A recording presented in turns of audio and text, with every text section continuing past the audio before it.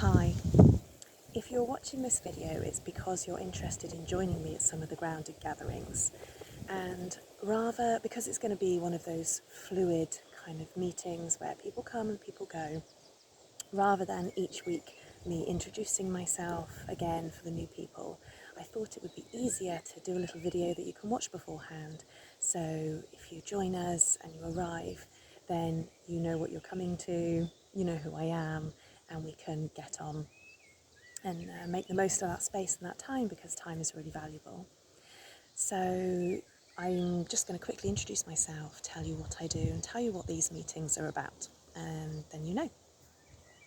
So for those of you that don't know me, my name is Zoe, and I am a somatic coach, an embodiment coach, and I'm also partway through a 3-year course qualifying to be an eco-psychologist, and I'll explain what both of those things are. So somatics and embodiment, that is basically working with the body as well as the mind. So when I'm working with clients or in these groups, I will always incorporate the body.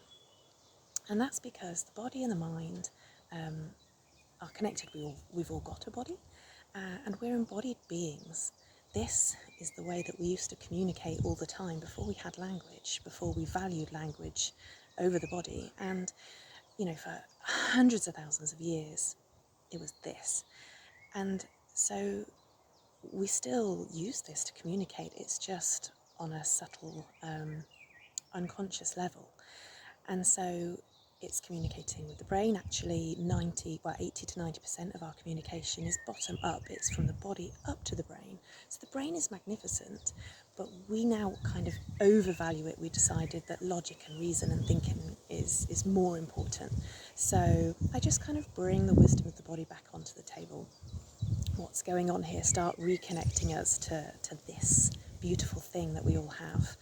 And by doing that, actually, we kind of reconnect to ourselves a little bit.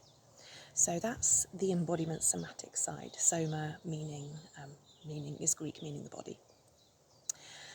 The eco-psychology, so what's that? So it's the study of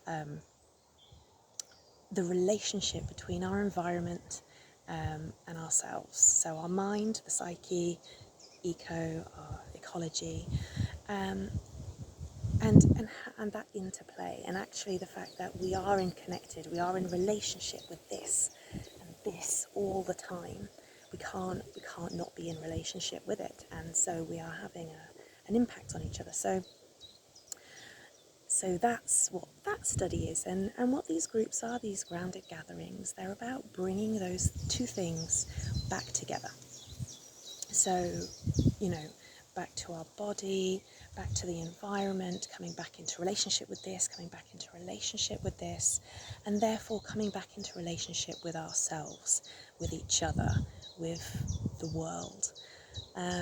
We have this real separation story when we started separating ourselves, going into the mind and the head instead of the body. Separation.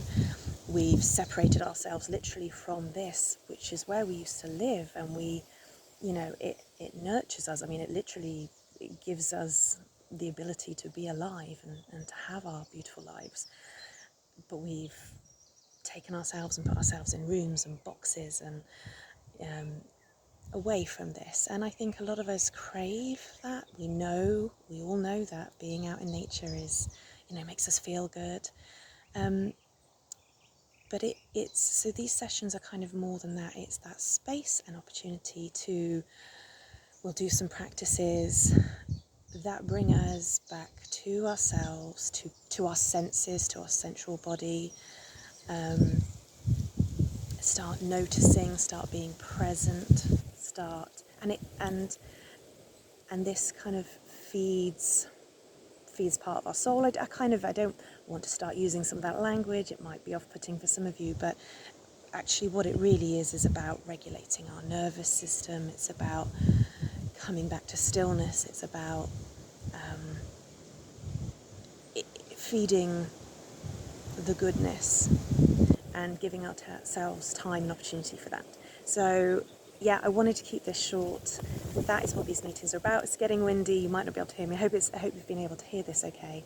And yeah, if you've got any questions, if you want to ask any more about that, let me know. We'll always be doing something slightly different each month.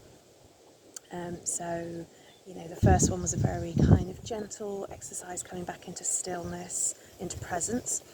The next one, you can tell I'm filming this after having done one, is will be around the sun and the summer and the solstice, because it's 2 days before solstice. We'll just evolve them, but they'll all involve gentle nature-based practices, coming back to ourselves, coming back to each other, coming back in relation, and honouring that space and that time. Please do reach out if you've got questions. I hope to see you then. Everyone is welcome to join. Yeah, see you soon.